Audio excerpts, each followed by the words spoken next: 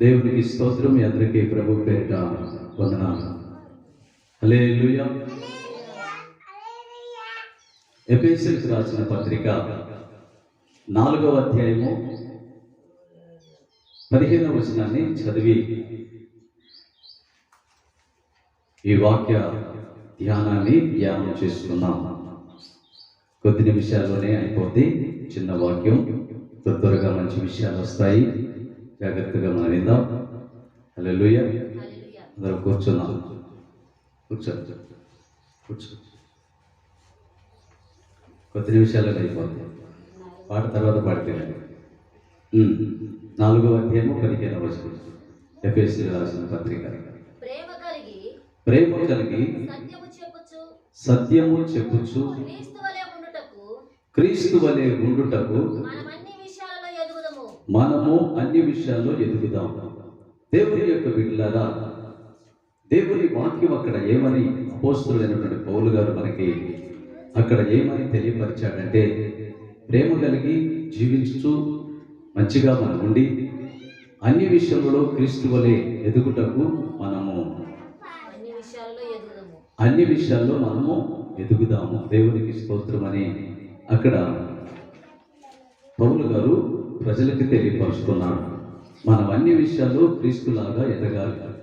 అంతేగాని క్రీస్తు పరిశుద్ధుడు, ఆయన మంచి దేవుడు, అలాగనే మరియ తల్లి ఆయనకి జన్మనిచ్చింది, ఆమె గొప్ప స్త్రీ, అలాగనే ఇంకా అపోస్తులైనటువంటి 12 మంది శిష్యులు, మనకు ముందున్నటువంటి ఇంకా పరిశుద్ధులు, పాత నిబంధన పరిశుద్ధులు, వారిని వెంబడించి వెళ్తున్నటువంటి వారంతా గొప్పవాళ్ళు. వాళ్ళ గురించి వర్ణించి వాళ్ళ గురించి గొప్పగా చెప్పుకోవడం తప్పులేదు. అయితే వాళ్ళ వలె ఎదుగుదు అని ఇక్కడ అపోస్తలుడైనటువంటి పౌలు మనకు తెలియపరుస్తున్నాడు. హల్లెలూయా. మీ మాటలు వినపడకూడదు, లైవ్ లాగు నష్టం కూర్చొని. హల్లెలూయా. దేవునికి స్తోత్రం కలుగును గాక. దేవుని యొక్క బిడ్డలారా, మనం అన్ని విషయములలో ఎదుగుదాము అని అపోస్తలుడైనటువంటి పౌలు గారు ఈ యొక్క లేఖనాల ద్వారా ప్రజలకి తెలియపరుస్తూ ఉన్నారు. కనుక దేవుని యొక్క బిడ్డలారా, దేవుని వాక్యం ఒకటి చెబుతుంది, ప్రజలు మరొక మార్గంలో నడుస్తూ మళ్ళీ తిరుగుబాటు చేస్తూ మంచి విషయాలు చెప్తున్నటువంటి వారికి మరలా అలా కాదు, అలా చెప్పొద్దు అని చెప్పని తిరుగుబాటు చేస్తూ వారు పాపంలో జీవిస్తూ వాళ్ళ ఇష్టానుసారంగా జీవిస్తూ వాళ్ళు దేవుని యొక్క వాక్యాన్ని ఉన్నది ఉన్నట్లు గద్దించి ప్రజలకి మంచి విషయాలు తెలియపరుస్తున్నటువంటి వారి మీద చాలా మంది లోక సంబంధులు తిరుగుబాటు చేస్తారు. అది పరిశుద్ధ గ్రంథంలో కూడా రాయబడి ఉంది. వాళ్ళు తిరుగుబాటు చేస్తారు. ఎందుకనగంటే వాళ్ళు నా వారు కారు, వాళ్ళు సాతాను సంబంధులని దేవుని వాక్యం మనకి చెలవిస్తూ ఉన్నది. దేవునికి స్తోత్రం కలుగును గాక. హల్లెలూయా. సండే స్కూల్ కాదు, వాక్యం చెప్పేటప్పుడు క్రమంగా కూర్చోవాలి, తర్వాత మీ ఇష్టం. హల్లెలూయా. మాట్లాడొద్దు మీరు, అష్ట కూర్చో, నువ్వే మన ముందు కూర్చోబెట్టి మంచిగా కూర్చోండి. మాట్లాడేవారు ఇట్లా వేసుకోవాలి, మంచిగా కూర్చోండి. హల్లెలూయా. కనుక దేవుని యొక్క బిడ్డలారా,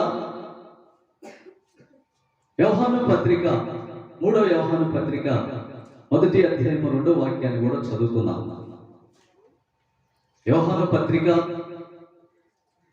3వ పత్రిక 1వ అధ్యాయము 2వ వచనాన్ని చదువుకుందాం. ప్రియుడా, నీ ఆత్మ వర్ధిల్లుచున్న ప్రకారము నీవు అన్ని విషయములలో వర్ధిల్లుచు సౌఖ్యముగా ఉండవలనని ప్రార్థించుచున్నాను.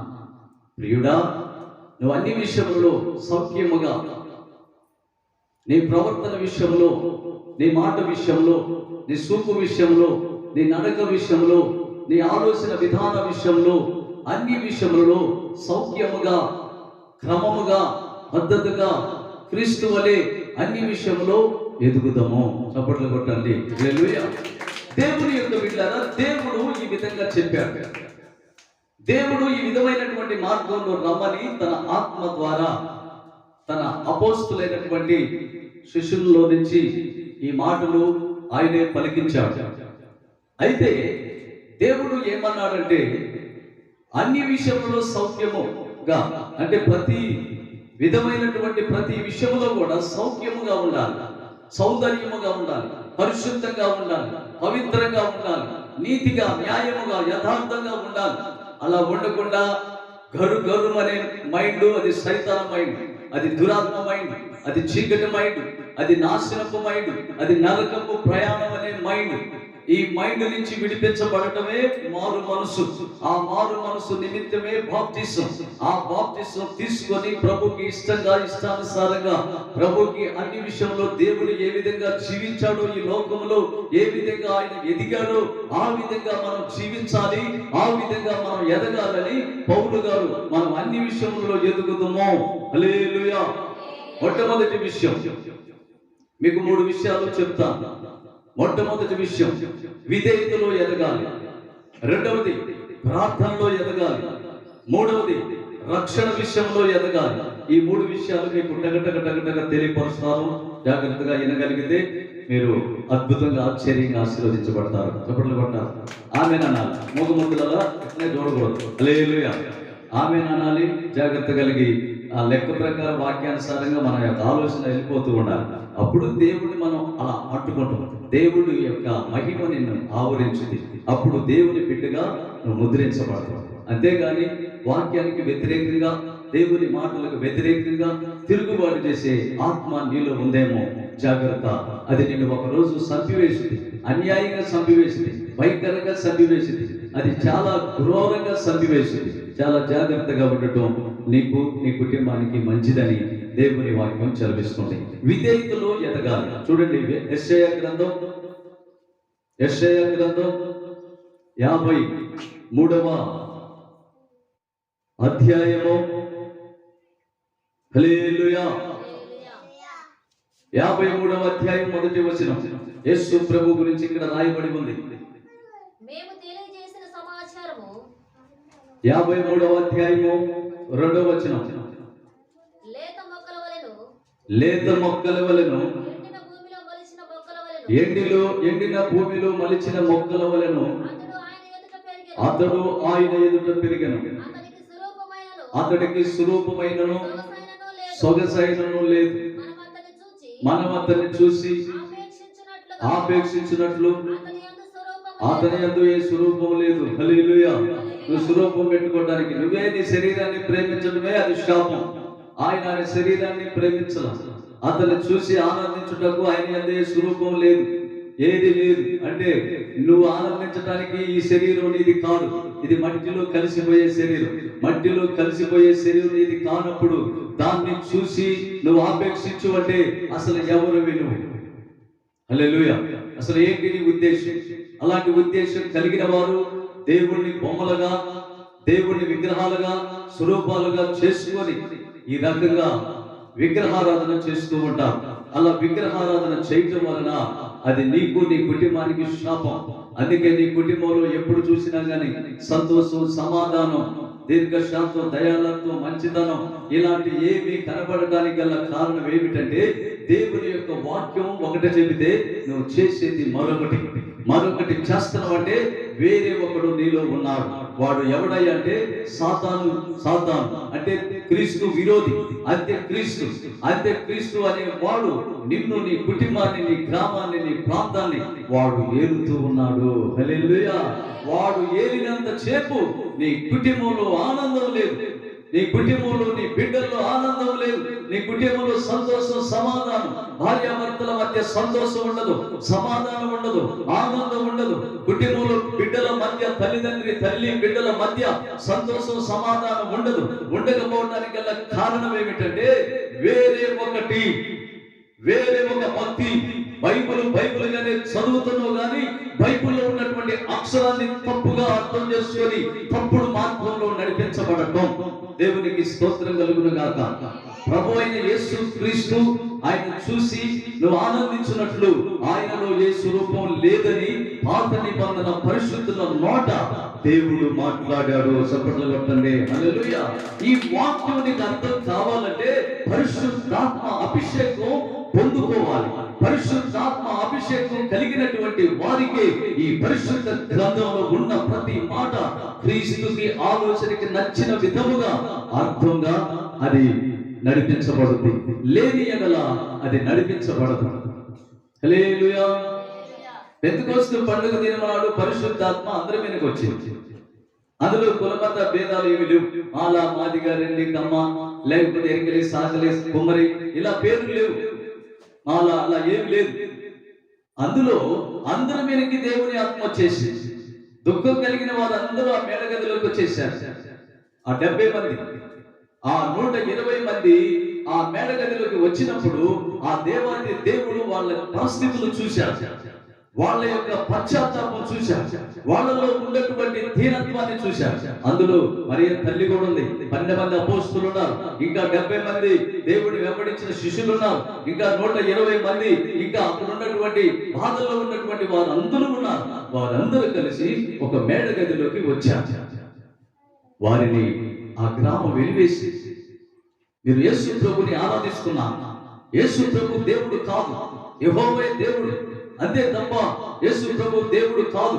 ఆమె ఒక మరియ కుమారుడు, ఒక వడ్రాగి కుమారుడు, ఆయన దేవుడు అని చెప్పని ఎవరైనా అన్నారంటే మీకు ఈ పండుగలో పాలు పంపులు లేవు, మీకు కొట్టుకు రావడానికి లేదు, మా బావి నీళ్ళకి రావడానికి వీల్లేదు, మా వాళ్ళతో మీకు ఇయ్యలేదు, సంబంధం లేదు, అన్నిట్లో కూడా వెలివేసి ఆ 120 మందిని త్రోసివేశారు. త్రోసివేస్తే ఆ 120 మంది, ఏంటి ప్రభువా, నువ్వే జీవగల దేవుడు అని మేము నమ్ముచూ ఉన్నాం, అయితే ఈ ప్రజలేంటి ప్రభువా, మమ్మల్ని చులకనగా చూస్తున్నారు, మమ్మల్ని హీనంగా చూస్తున్నారు, మమ్మల్ని అర్థం చేసుకోవట్లేదు తండ్రి, అదేమంటే మా మీద తిరుగుబాటు చేస్తున్నారని చెప్పని ఆ యొక్క 120 మంది యేసయ్య సన్నిధికి వచ్చి మోకరించి ఆ మేడగదిలో అడుక్కుంటూ ఉండగా ఆ దేవుని యొక్క ఆ అగ్ని జ్వాలలో ఆకాశం అలా గిరగిర తిరిగి తెరవబడింది. ఆకాశంలో నుంచి దేవుని యొక్క ఆత్మ ఒక సుడిగాలి వలె వారి మీదకి రావటం వాళ్ళు చూశారు. ఒక్కొక్కరి మీదకి రాలగా, ఒక్కొక్కరి మీదకి అగ్ని కుమ్మరించబడగా ఒక్కొక్కరు శక్తివంతంగా మార్చబడ్డారు. ఒక్కొక్క ప్రాంతానికి అగ్ని జ్వాలల వలె, ఒక్కొక్క ప్రాంతానికి వెలుగు వలె అనేక ప్రాంతాల్లో ఈ 120 మంది ద్వారా అద్భుత కార్యములు జరిగాయి. ఈ 120 మంది ఏ ఇంటిలో అడుగు పెట్టారో ఆ ఇల్లు ఆశీర్వదించబడింది, ఆ కుటుంబాలు దీవించబడ్డాయి. అలాగా ప్రతి ఒక్కరూ దేవుని ఆత్మతో నింపబడాలి. వాళ్ళు నింపబడ్డారు, వాళ్ళు నడిచారు, అద్భుతాలు జరిగినాయి అని చెప్పి వాళ్ళని దేవుడు లాగా మళ్ళీ కొలవమని కాదు. అది అజ్ఞానపు ఆత్మ, అది చీకటి ఆత్మ, అది దురాత్మ, అది చీకటి, అది నరకానికి తీసుకుపోయే ఆత్మ ప్రజల్ని. అయితే దేవుడు ఏమంటున్నాడంటే, దేవుడు అన్నాడు, అంత్య దినములో నా ఆత్మను కుమ్మరించేదని. అనేకుల మీదకి నా ఆత్మ వచ్చింది. ఆ ఆత్మ కలిగిన వాడు ఈ 120 మంది వలె నా సేవ చేస్తారు. గట్టిగా సపోర్ట్ కొట్టండి. హల్లెలూయా. అలాగా దేవుని ఆత్మ పొందుకొని దేవుని యొక్క మార్గాల్లో నడిపించబడాలి. అంతేగాని మాకేం కుదిరిద్దండి, మేము తింటమైతే తింటాం, తాగటం అయితే తాగుతాం, పనులు అయితే చేస్తాం, సంపాదిస్తాం, కావాలంటే నీకు ఇస్తాం, నువ్వు మా గురించి ప్రార్థన చెయ్యి, మరి తల్లిలాగా నువ్వు కూడా ప్రార్థన చెయ్యి, అలా చెయ్యి. అంతేగాని మేము ఎడంగా ఉంటాం. ఎడంగా ఉండేవాళ్ళు పరలోకానికి రారుగా. పరలోకానికి రాని వాళ్ళతో నీకేం పని? హల్లెలూయా. పరలోకానికి రాని వాళ్ళతో నీకేం పని? అలాంటి వారి దగ్గర ఉంటే వాళ్ళకి బోధ చేసేవాడు కూడా నరకానికే పోతాడు. దేవునికి స్తోత్రం కలుగుతుంది, నరకానికే పోయేది. అందుకని దేవుని యొక్క బిడ్డలారా, దేవుని యొక్క ఆలోచన కలిగి అన్ని విషయంలో ఎదుగుతాము. హల్లెలూయా. ఇప్పుడు విధేయతలో ఎదగాలి. చూడండి, ఇక్కడ యేసు ప్రభు ఎండిన భూమిలో లేత మొక్క వలె, తడితడిగా ఉన్న భూమి కాదు, సమృద్ధిగా అన్ని ఉంటే కాదు, నీ ఇంటి నిండా ధాన్యం, నీ ఇంటి నిండా ఇంకా డబ్బు, నీ ఇంటి నిండా రకరకాల కూరగాయలు రకరకాలు ఉంటే కాదు, ఏమీ లేకుండా, ఏమీ లేని చోట ఎండిన భూమిలో లేత మొక్క వలె ఆయన ఎదుట పెరిగాడు. ఆయన చూసి నువ్వు సంతోషించడానికి ఆయనలో ఏ స్వరూపము లేదు. హల్లెలూయా. ఆయనలో ఏమీ లేదు. ఏముందని నువ్వు చూస్తావు? ఆయన చూసేదేంటి? నిన్ను నువ్వు చూసుకో, నీ కొరకు నువ్వు ఏడు. నువ్వు ఆయన లేత మొక్క వలె ఎదిగాడు కనుక నీవు కూడా ఈ లోకంలో ఏమి ఉండా లేకపోయినా నాకేమీ లేకపోయినా, నన్నెవరు పలకలేకపోయినా, నన్నెవరు గనపరచకపోయినా, నన్నెవరు ప్రేమించకపోయినా, నన్ను అందరూ దూషించినా, వెలివేసినా, నన్ను త్రోసివేసినా, నేను నీ యొక్క మార్గాల్లో ఎదుగుతాను తండ్రి అని ఆ మేడగదిలోకి వచ్చి పరిశుద్ధాత్మతో నింపబడి దేవుని యొక్క సేవ చేసినట్లు అలా రావాలి. హల్లెలూయా. ఇది దేవుని యొక్క మార్గం. ఇట్లా దేవుళ్ళకి వస్తే దేవుడు ఆశీర్వదిస్తాడు. చూడండి, న్యాయాధిపతుల గ్రంథం చూడండి 11వ అధ్యాయము 34, 36 వచనాన్ని చదువుదాం.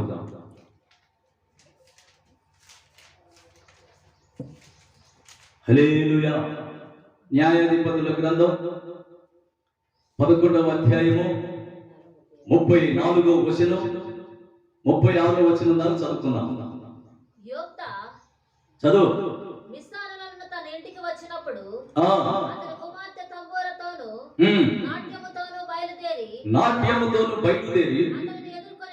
అతన్ని ఎదుర్కొనెను.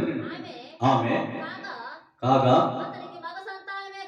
మగ సంతానమే గాని ఆడ సంతానమే గాని లేదు. కాబట్టి అతడు ఆమెను చూసి తన బట్టలను చింపుకొని, అయ్యో నా కుమారి, నీవు నన్ను బహుగా కృంగజేసితివి, నీవు నన్ను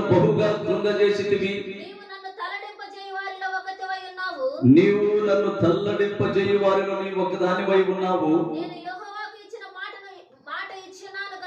నేను యెహోవాకు మాట ఇచ్చి ఉన్నాను గనుక నేను ఎనుకకు తీయలేనంతగా, అయ్యో నాయనా నా తండ్రి యెహోవాకు నువ్వు మాట ఇచ్చి ఉంటివా, నీ నోటి నుండి బయలుదేరిన మాట చొప్పున నాకు చెయ్యుము. యెహోవా నీ శత్రులైన ఆమెను అమోనీయుల మీద పగ తీర్చుకొని ఉన్నాడని అతనితో అనెను. హల్లెలూయా. దేవుని యొక్క బిడ్డలారా, ఎంతలో శత్రువులు ఎదురైనా, ఎన్ని ఇబ్బందులు ఎదురైనా, ఒక విషయం మీకు చెప్తాను మా జాగ్రత్తగా. మీరు దేవుడు ఎదుగుతున్నారు కనుక మీకు పబ్లిక్ నే చెబుతాను. నేను ఎవరికి తడవను, ఎందుకంటే దేవుడు నాలో ఉన్నాడు. నాకేం భయం లేదు. దెయ్యాలకు భయపడను, దెయ్యం లాంటి మనుషులకు కూడా భయపడాలి. దెయ్యానికి భయపడకపోతే మనిషికి ఎంత భయపడతా? మీకు ఒక సంగతి చెబుతాను. నేను విజయవాడ కనకదుర్గమ్మ గుడి దగ్గర ఒక అతను కొత్తగా పాస్టర్ అయినాడు. అంటే మాకు అభిషేకం లేదు, చిన్న అభిషేకంతో నేను కూడా భాషలు మాట్లాడుతున్నా, పరిశుద్ధాత్మది నాకు దేవుడు తోడే ఉండడు అని చెప్పి పని ఏం చేసిందంటే, ఆ కనకదుర్గమ్మ గుడికాడికి వచ్చి ఏమన్నాడంటే, ఇది ఈ కనకదుర్గమ్మ దేవత కాదు, ఇది దయ్యం, దీన్ని మీరు మొక్కుతున్నారు అని అన్నాడంట. అని కొద్ది దూరం పోయినట్టు, అంతే ఒక్కర దూరమే 4 అడుగులు వేసిందంట. 4 అడుగులు వేయటం అంతే, అటు నుంచి లారీ వస్తుందంట. ఆ లారీలో డ్రైవర్లోనికి ఈ కనకదుర్గమ్మ దయ్యమై అతనిలోకి వెళ్ళిపోయి అతన్ని ఖచ్చితంగా అతను తొక్కిందంట. అతని పక్కన ఉన్నటువంటి అబ్బాయికి ఏం కాలేదంట. ఆ అబ్బాయి ఏమనలేదంట. ఆ అబ్బాయి చూసి ఏంటంటే, ఈయన ఇలా అన్నడు, అభిషేకం లేకుండా ఈ యొక్క దేవతని మాట మాట్లాడాలకే ఆ లారీలోకి ఆ దేవత పోయింది, వాళ్ళు కూర్చొని తొక్కేసింది, చిదురైపోయింది. అంటే సరైన అభిషేకం లేకపోతే ఇలాంటి దయ్యాలు కూడా మనిషిని తొక్కుతాయి అన్నమాట. హల్లెలూయా. ఈ దయ్యాలు కూడా మనిషిని చంపేస్తాయి, పాపంలో పడేస్తాయి, నరకంలో పడేస్తాయి, మంచిగా మనిషిగా జీవించనివ్వు అన్నమాట. అందుకని దేవుని యొక్క బిడ్డలు ఈ విషయం మాకు జపన్న శాస్త్రి గారు చెప్పిండు మాకు ట్రైనింగ్. ఇలా జరుగుతున్నా బాబు, మీరు అనవసరంగా దేవుని వాక్యం తెలుసు, ప్రార్థన తెలుసు, మా ఇష్టం అని చెప్పని దూకులు పెట్టారనుకో, ఎప్పుడోకప్పుడు పెళ్ళైంది, జాగ్రత్త అని చెప్పారు. అందుకని దేవుని యొక్క బిడ్డలారా, నేను సరైనటువంటి అభిషేకం, 2 అభిషేకాలు పొందాను. ఒక ప్రతిష్ట కలిగిన అభిషేకంతో కూడా ఉన్నాను. మన వాళ్ళకి కళ్ళకి కంటికి ఆనకపోయినా దేవుని కంటిలో గట్టిగానే ఉన్నాను. అందుకని నేను దేవునితో ఉన్నాను కనుక, దేవుడు నాలో ఉన్నాడు కనుక, పనికి మాలిన చెత్త చెదారం, ఆఫ్ మైండ్లు, దయ్యాలు, ఇలాంటి వాటికి నేను అసలు భయపడను. హల్లెలూయా. దేవునికి స్తోత్రం కలుగును గాక. నేను ఎందుకు ఈ మాటలు మీకు చెప్తున్నానంటే, మీరు ఇప్పుడు దేవుళ్ళు ఎదగాలని అనుకుంటున్నారు కదా, అవునా కదా? చెప్పండి, ఎదగాలనుకున్నా. మీరు దేవుళ్ళు ఎదగాలనుకున్నప్పుడు దయ్యాలు మిమ్మల్ని శోధిస్తా ఉంటాయి. ఏదో ఒక రకంగా మీ పాస్టర్ మంచోడు కాదు, లేకపోతే మీ పాస్టర్ కోపిస్తూ, మీ పాస్టర్కి వాక్యం తెలియదు, మీ పాస్టర్కి అట్టో ఎట్టో. ఎందుకంటే వాళ్ళు మా కాడికి వచ్చి వాక్యం విన్నట్టు, అసలు మనలో ఉన్న అభిషేకం చూసినట్లు, అసలు మన గురించి తెలిసినట్లు వాళ్ళు మాట్లాడతారు. ఎవరు వాళ్ళు అంటే దెయ్యాలు. అంటే దెయ్యాలకు పుట్టినటువంటి దెయ్యాలు అన్నమాట. దేవునికి స్తోత్రం. ఈ దెయ్యాలు ఏం చేస్తాయంటే మిమ్మల్ని దేవుళ్ళు ఎదగలేకుండా చేస్తాయి. వాళ్ళు ఎదగరు, మరొకరు ఎదిగితే తట్టుకోలేదు. ఎవరు వాళ్ళు? దెయ్యాలు కదా, సైతానా కదా. ఈ సైతాను సంబంధమైనటువంటి మనుషులు. అంటే మనుషుల్లో కూడా దెయ్యపు మనుషులు ఉన్నారు, మనుషుల్లో కూడా దేవుని మనుషులు ఉన్నారు. ఇప్పుడు దేవుని బిడ్డలు ఉన్నారు, దెయ్యపు బిడ్డలు ఉన్నారు. దేవుని బిడ్డల్ని దెయ్యపు బిడ్డల్ని ఒక రిఫరెన్స్ చదువుతారా? చదవండి. హల్లెలూయా. చూడండి, దెయ్యపు బిడ్డలు ఉన్నారు, దేవుని బిడ్డలు ఉన్నారు. అందుకని దేవుని యొక్క బిడ్డలారా, విధేయతలో ఎదగాలి.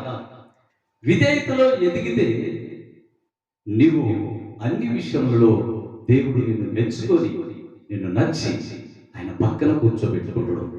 అందుకని ఆ విధమైనటువంటి మార్గాల్లో మనం నడిపించబడాలి.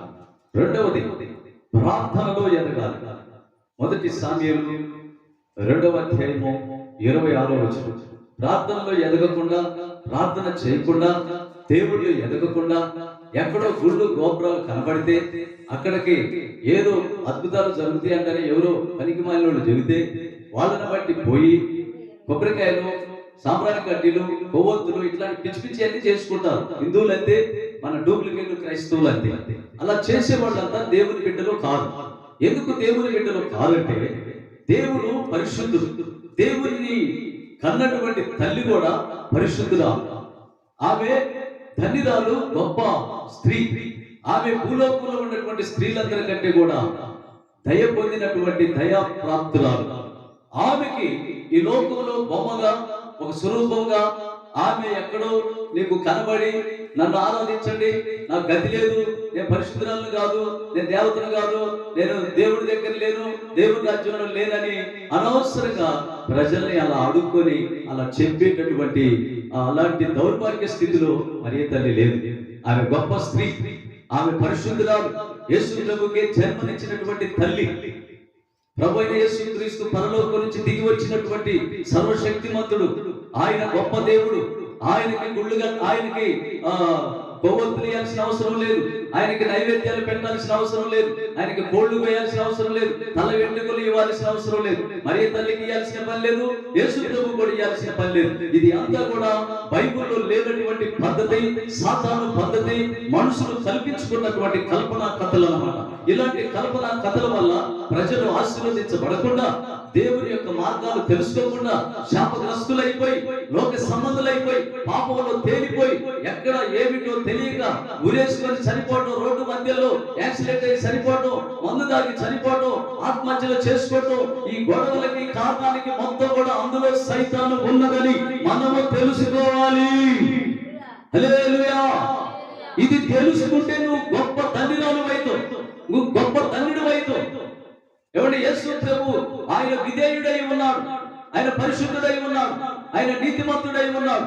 యేసు వలె మనం అన్ని విషయంలో ఎదగాలని పౌలు గారు చెప్పిండు. మరి తల్లి ఏం చెప్పింది? ఆయన మాట వినండి అని ఆమె చెప్పింది. హల్లెలూయా. అంతేగాని ఆమెను రాయిని చేసి, బొమ్మను చేసి, ఆమెకు కొబ్బరికాయలు కొట్టి, ఆమెకు ఎంటికలు ఇచ్చి, ఆమెకు గుడి కొట్టుకొని, ఆమెకు అయ్యి హిందువులు దేవతలు కొట్టినట్టు, దెయ్యాలు కొట్టినట్టు, దేవతలు ఆమె సర్వశక్తిమంతురాలైతే, ఆమె దేవునికి తల్లి అయితే, దేవుడే ఆమెను అంతగా ప్రేమిస్తే అలాంటి ఆమెను అవమానపరుస్తున్నా. అవమానపరిచి మా కోసం ప్రార్థన చేయాలంటే ఎంత తప్పండి.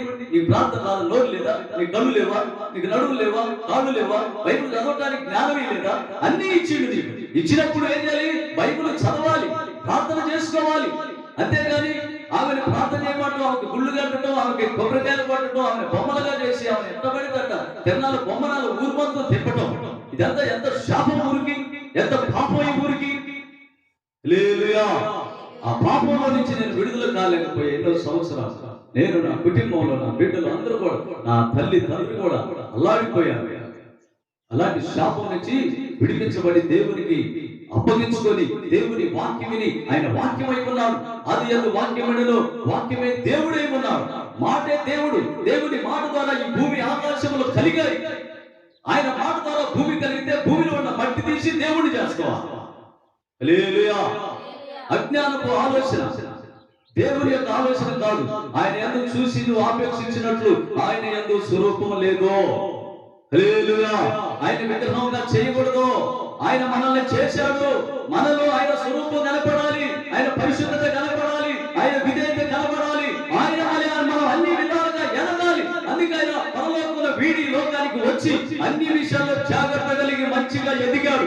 ఈ విధంగా ఎదిగిన వాడికి పరలోక రాజ్యం, ఎవరికి పడితే వాళ్ళకి పరలోక రాజ్యం లేదు. ఇది తెలుసుకోవాలి. బైబిల్ చదువుకోవాలి. బైబిల్ చదవకుండా మారు మనసు లేకుండా పైన మాట్లాడటం ఏదో మనం మాట్లాడేవారు. ఇప్పుడు మరియమ్మ తల్లిని ఎవరు అవమానిస్తున్నారు? యేసు ప్రభుని ఎవరు అవమానిస్తున్నారు? అవమానించే వారు ఆశీర్వదించబడరు, దీవించబడరు. ఇప్పుడు యేసు ప్రభుని నేను గౌరవిస్తున్నా, మరియమ్మ తల్లిని నేను గౌరవిస్తున్నాను, యేసు ప్రభుని ఆరాధిస్తున్నా. మరియమ్మ తల్లి వల్ల యేసుని కలిగి నేను ప్రార్థన చేసుకుంటున్నా. అందుకే దేవుడు నన్ను ఆయన వల్ల మార్చుకుంటున్నాడు. చప్పట్లు కొట్టండి. హల్లెలూయా. అందుకే నేను ఒక ప్రత్యేకమైన వ్యక్తిగా ఉన్నాను. అందుకే నా కుటుంబం దీవించబడుతుంది. అందుకే నేను పరిశుద్ధ మార్గాల్లో నడిపించబడుతున్నాను. వాక్యం ఉన్నది ఉన్నట్లు వాక్యానుసారంగా నేను నడుచుకుంటున్నాను.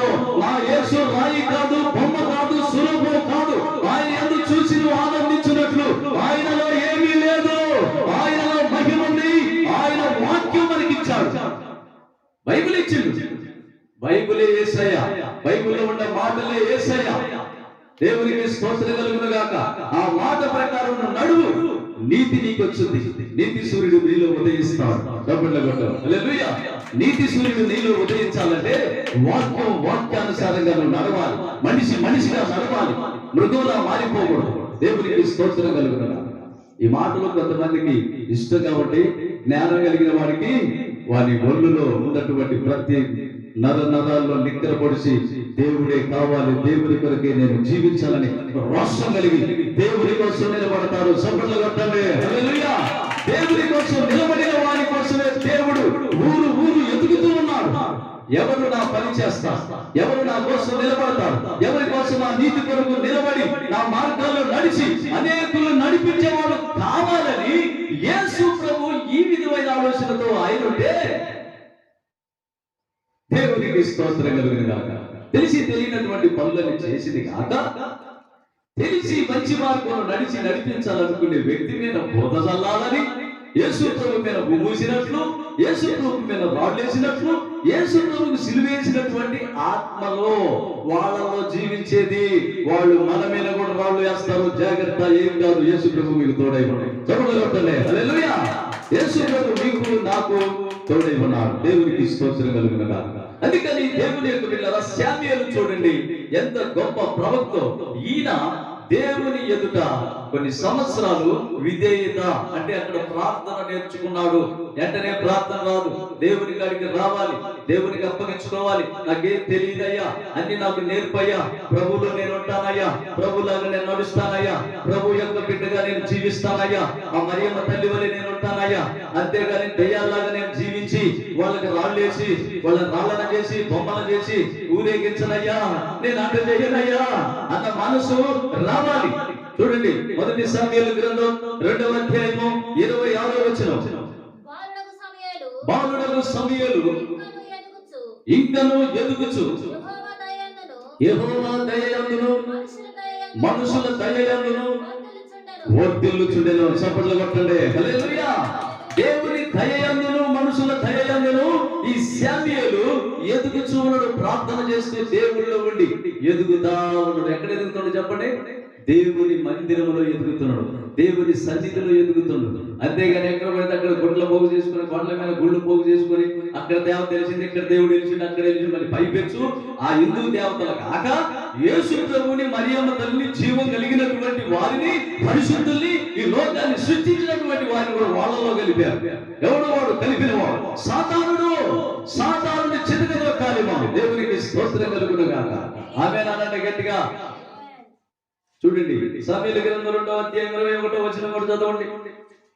సమూయేలు గ్రంథం 2వ అధ్యాయం 21వ వచనం. ప్రార్థనలో ఎదగాలి, విధేయతలో ఎదగాలి, ప్రార్థనలో ఎదగాలి, అన్ని విషయంలో ఎదగాలి. యెహోవా అన్నాను దర్శింపగా ఆమె గర్భవతి అయి ముగ్గురు కుమారులను 2 కుమార్తెలను కనెను. అయితే బౌలుడగు సమూయేలు యెహోవా సన్నిధిలో ఉండి ఎదుగుచుండెను. గట్టిగా సపోర్ట్లు కొట్టండి. యెహోవా సన్నిధిలో ఉండి ఎదగాలి. కొబ్బరికాయలు కొట్టడం కాదు ఎదగడం అంటే. నేను నా నోటి మాట కొంచెం తుస్కారంగా ఉంటుంది. ఎందుకుంటుందని చేసే పనులు బట్టి అది వస్తుంటుంది. నాకు అది అలవాటు అయిపోయింది. అందుకని దాన్ని సీరియస్ గా తీసుకోకూడదు. దాన్ని చాలా జాగ్రత్తగా మంచి విధానంలో తీసుకోవాలి. తీసుకొని దాన్ని ఆలోచించుకొని మంచి మార్గంలో నడుచుకోవాలి. ఇప్పుడు నేను మంచి మార్గంలో నడుస్తున్నానా లేదా? ఎవరైనా రమ్మను, నా పక్కన నిలబడమను, సాటి పోటీ ఎవరైనా వస్తారేమో, వాక్యంలోనైనా, ప్రార్థనలోనైనా, పాటల్లోనైనా, పరిశుద్ధతలోనైనా, విధేయతలోనైనా, అన్నింటిలో కూడా దేవునికి స్తోత్రం కలుగును గాక. దేవుణ్ణి కలిగిన వాడు ఈ విధంగా ఉంటాడు. దేవుణ్ణి కలిగిన వాడు ఈ విధంగా ఉండడు. ఎక్కడోకెక్కడ మార్పులు తప్పుతాయి. కొన్ని విషయాల్లో బాగుంటా, కొన్ని విషయాల్లో ఉండరు. కొన్ని విషయాల్లో మంచితనం ఉన్నా ఏదో పాపమో శాపమో లేకపోతే ఇంకోటి ఏదో ఉంటుంది. అవన్నీ లేకుండా దేవుడు అన్ని విషయాల్లో ఎదగాలి తల్లి. అన్నింటిలో ఎదిగితే దేవుడు నీతో ఉంటే అప్పుడు నువ్వు ఎదుగుతుంటే, నువ్వు ఎందులో ఎదుగుతున్నావు? పరలోకానికి ఎదుగుతున్నావు. ఈ లోకంలో ఎన్ని పెట్టింది మనం తినడానికి, బ్రతకడానికి మాత్రమే. అది గుడ్డోడైన బతుకుతుడు, అడుక్కుడైన బతుకుతుడు, ఎవరైనా ఈ లోకంలో బ్రతుకుతారో అన్ని చూసుకొని. ఇప్పుడు కాటికాలు ఎదుగుతున్నాడు కూడా సెల్ ఫోన్ ఉంది. ఒకడు అంటాడు, దేవుడు నాకు దయచేయబట్టే నేను బిల్డింగ్ కట్టించాను. ఒకడు కాటికాలు ఎదుర్కొన్నాడు 8 అంతస్తులు కట్టించుండు విజయవాడలో. మీరు పోయి చూసిరండి. కాటికాలు ఎదుర్కొనేవాడు వాడు ఎవరు నమ్ముకున్నాడు? వెంకటేశ్వర స్వామిని నమ్ముకున్నాడు. వెంకటేశ్వర స్వామిని నమ్ముకొని కాటికాలు ఎదుర్కొన్నాడు. వాడు 8 అంతస్తులు కట్టించాడు. ఇప్పుడు వెంకటేశ్వర స్వామి దేవుడా? వీడు చేసింది అద్భుతమా? ఇప్పుడు వీళ్ళు చెప్పే అద్భుతాలా? అద్భుతం అంటే ఏంటో తెలుసా? అన్ని విషయాల్లో దేవుని వల్ల ఎదగటమే అద్భుతం. చప్పట్లు కొట్టాలి. హల్లెలూయా. అన్ని విషయంలో దేవుని వల్ల ఎదగాలి, పరిశుద్ధంగా ఎదగాలి, పాపం లేని వారిగా ఎదగాలి, మంచి వారిగా ఎదగాలి, పవిత్రవంతులుగా ఎదగాలి, అన్నింటిలో జ్ఞానవంతులుగా ఎదగాలి. జ్ఞానవంతుడు అన్నింటినీ వివేచిస్తాడు. మరి మరియమ్మ తల్లి అంటే ఏంది? ఎవడో తెలిసిందే భాషలో వాక్యం ఇవ్వడం కాదు. హల్లెలూయా. దేవుని ఆత్మతో నింపబడి ట్రైనింగ్ చేసి దేవుని కొరకే జీవించి దేవుళ్ళగా ఉన్నటువంటి వ్యక్తిగా మాట్లాడే మాటలే నిజమైన మాటలు. సపోర్ట్లు కొట్టాలి. హల్లెలూయా. వాడెవడో వస్తున్నా తెక్కలోడు భాష వాడు వచ్చేవాడంటే మరియమ్మ తల్లిని పట్టుకొని అట్ట ఎట్టా అదిగా చెబుతుడు.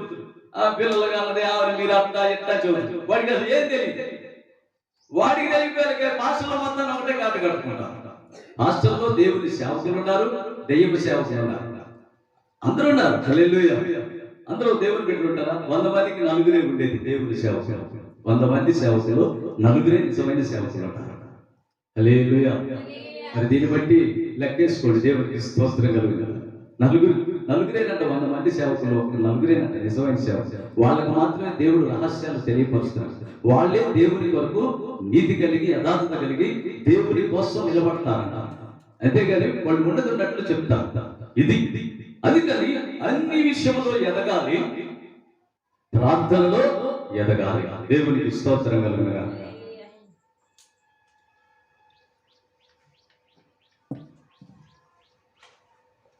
మూడవది, 1 పేతురు 2వ అధ్యాయము 3వ వచనం. రక్షణ విషయంలో ఎదగాలి. రక్షణ అంటే రక్షించబడాలి ప్రతి మనిషి. రక్షణ విషయంలో ప్రభువుని కలిగి ప్రభువే రక్షించువాడు. ఈ లోకానికి రక్షకుడుగా వచ్చాడు. ఇక ఏ దయ్యాలు లేవు, ఎవరు దేవతలు లేరు. అంత వస్తుందని చెబితే ఆఫ్ మైండ్ వాళ్ళు అట్లా కాదులే అని చెప్పని మాట్లాడుకుంటారు. వాళ్ళకి తెలియని వాళ్ళు తెలియనట్టు ఉండాలి. తెలియని వారి వల్ల అనేకులు తెలియకుండా దారి తప్పుతారు. అందుకని బైబిల్ తెలుసుకొని వాక్యానుసారంగా భయము కలిగి, భక్తి కలిగి, జాగ్రత్త కలిగి, తగ్గించుకొని దేవుని దగ్గరకు వచ్చి నేర్చుకోవాలి. నేను బొడ్లో కత్తి పెట్టుకొని తిరిగి భయంకరంగా గొండ్ర బొడ్లలో రకరకాలు చేసుకొని కరసాదల్లో కరాటీలు అయ్యి నేర్చుకొని అక్కడ పడితే అక్కడ గొడవలు. ఇంకా మన ఊర్లోనే చాలా తక్కువ అని మీకు తెలియదు. కానీ మన ఊర్లో బంధువులని మొహమ్మకాలు తెలిసిన వాళ్ళని నేను మార్చెల్ల, సత్తనపల్లి, పిడుగురాళ్ళ, గుంటూరులో రెబలు కొట్టించాను. మీకు తెలియదు. కానీ హల్లెలూయా. సత్తనపల్లి మేము సొంత అన్నను అడగండి. 7 దున్నపోతులు లాంటి రౌడీలను ఉరికించి కొట్టాను. దేవునికి స్తోత్రం కలుగునుగా. అంటే నేను ఈ మాటలు ఎందుకు చెప్తున్నానంటే ఆ స్వభావం నాలో ఇప్పుడు లేదు. అలాంటి మనిషిని తగ్గించుకొని దేవుని యొద్దకు వచ్చి, దేవుడా నన్ను మార్చు తండ్రి, నన్ను మనిషిగా చేయి ప్రభా, నేను మృగం వల్లే ఉన్నాను ప్రభా, రాక్షసుడి వల్లే ఉన్నాను ప్రభా, నా ప్రవర్తన సరైనది కాదు తండ్రి అని అడుక్కున్నా నేను. అంతేగాని అడుక్కున్నాను, ఆయన చెప్పినట్టు నడుచుకున్నాను. సేవకుల దగ్గర పోయాను, వాక్యం విన్నాను, ఆ వాక్యం నేర్చుకున్నాను, వాళ్ళు చెప్పినట్టు విన్నాను, ఆ పరిశుద్ధాత్మ పొందుకున్నాను. కాళ్ళు ఏమంటే రక్తం వచ్చింది, అయినా కూడా మోకాళ్ళు వేసి గంటలు అలా చేసుకొని దేవుని కాబట్టి దేవుళ్ళు పరిశుద్ధంగా జీవించడానికి ఇష్టపడ్డాను కనుక దేవుడు నన్ను ఇష్టపడ్డాడు. ఎవరైతే నేను పరిశుద్ధంగా జీవించాలని ఇష్టపడి ఈ మందిరానికి నడుస్తారో వారిని దేవుడు ఇష్టపడతాడు, వారు ఖచ్చితంగా మార్పు చెందుతారు. అంతేగాని నేను మార్పు చెందుతానని సేవకుడు మాట వినకుండా దేవుని వాక్యం వినకుండాంటే వాళ్ళు ఎన్నటికీ మారరు. మారాలంటే దేవుని యొక్క వాక్యం వినాలి, వాక్యానుసారంగా నడవాలి, రక్షణ విషయంలో ఎదగాలి. రక్షణ అంటే రక్షించబడాలి.